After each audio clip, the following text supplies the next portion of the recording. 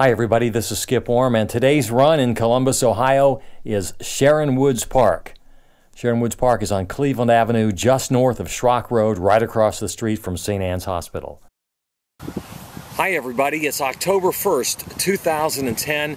It's kind of a nippy fall morning, slight wind, the temperature's in the upper to mid 50s, so it's a little chilly for me, although it's not as chilly as the first day I started running, and that was some 30 years ago, back in January 1979, the coldest day of 1979, and I was out here at Sharon Woods Park starting running for the first time for fitness and for fun.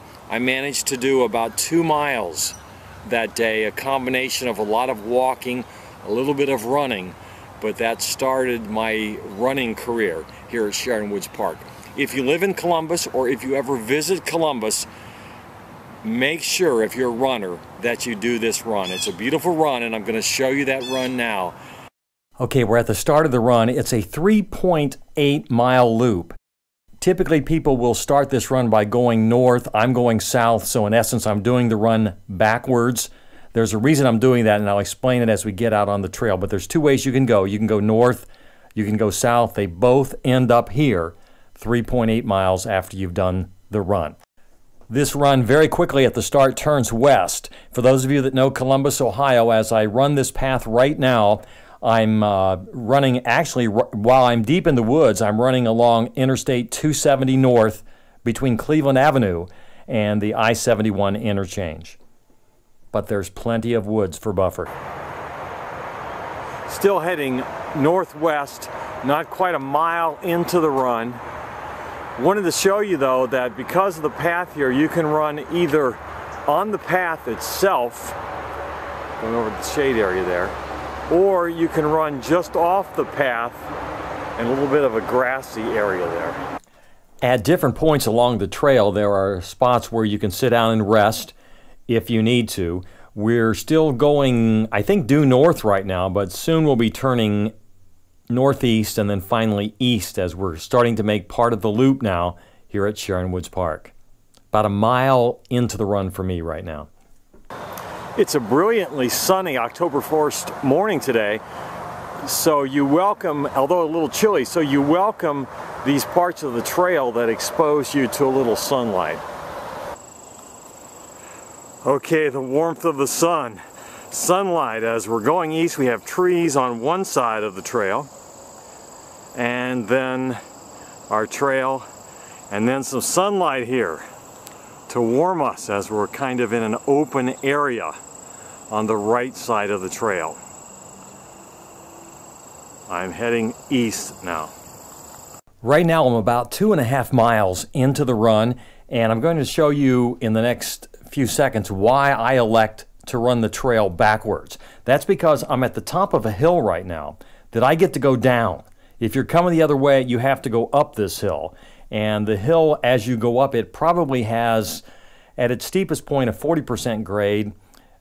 It probably averages between a 30 and a 40% grade, but it is a very steep climb to come when it does in the run going the other way. I'm going to go down the hill. Hopefully I can turn around and give you a little better perspective of how steep the hill actually is. Now I'm at the bottom of the hill, and I'm going to turn the camera around the other way and show you, if I can, I'm not sure we get a good perspective still of how steep this hill is. But the problem is, you're about 1.5 miles into the run. Actually, the 1.5 mile point, if you're going the other way, is at the top of this hill. You're about 1.5 miles into the run, and you get hit with this hill. And it's a long, gradual, steep hill.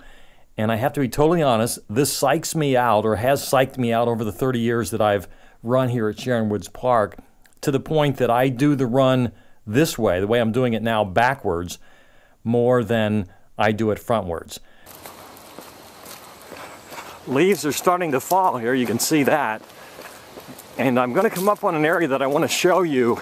It's an area where in the wintertime, when it's covered with snow, it's not on the path, it's just off the path. But in the wintertime, when it's covered with snow, it's a great place to sled. Everybody's out there with their kids, and I'll show you that in just a minute. I'm going to make this corner, but I'm coming up on the marker there that will show me that going my direction, I'm 3 miles in, so I have 0.8 of a mile to go down that path.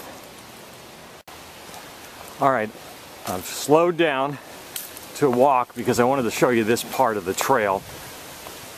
Less than a mile, probably 0.7 of a mile to go, and my run will be done.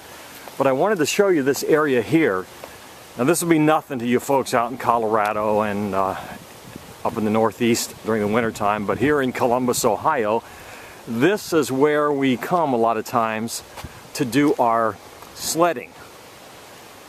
It's a beautiful manicured area that they keep manicured. You can see, if I can zoom in on them, the hay bales over there. And when this baby's covered with snow, it's a lot of fun sledding. However, I'm going to continue my run. Actually, we're going to make that turn up there and we'll be heading south as we go back to the finish of the run. Near the end of the run here, going south, parallel to Cleveland Avenue, which would be behind that wooded area there. But I'm amazed if you compare this run to the run I did at Whetstone Park heading north to Broadmeadows Park. That run, I had to literally do most of the voice recording over again in the studio because of the sound, mainly from the roads, mainly from State Route 315, which paralleled a good part of that run. But as you can see, as we head south here towards the end of the run, I'm guessing less than 200 meters from Cleveland Avenue going parallel south through the park here, and it's pretty and quiet. Almost at the end. And the only real traffic hazard on this run, and I have less than 0.3 of a mile to go, the only traffic hazard is here at the end or at the beginning when you go the other way, where you have to cross the main entrance to the park.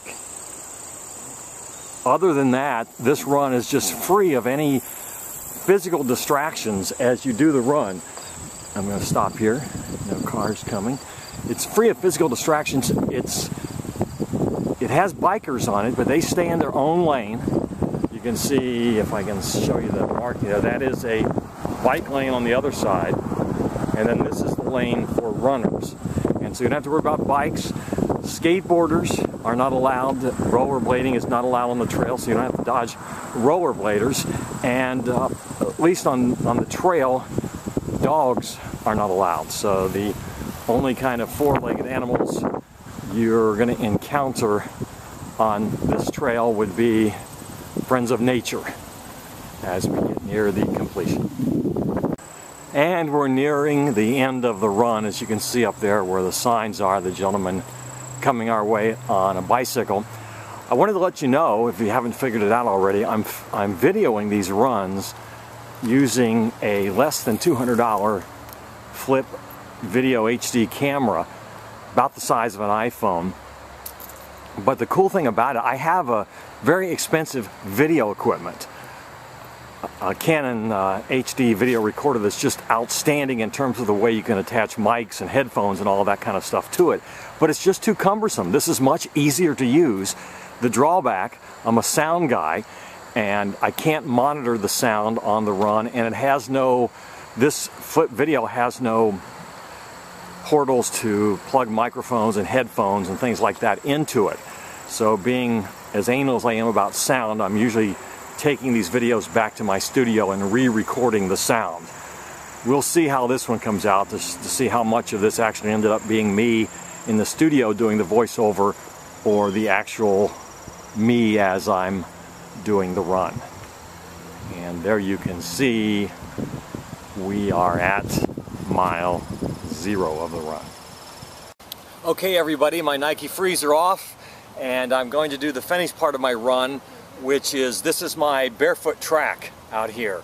And what I typically do either at the beginning of the Sharon Woods run or at the end, doing it at the end today because it was cold at the beginning, is I'm going to take the shoes off and do 100-meter intervals. Do about 10 of them. Very good for practicing your correct running gait and strengthening the muscles in your feet.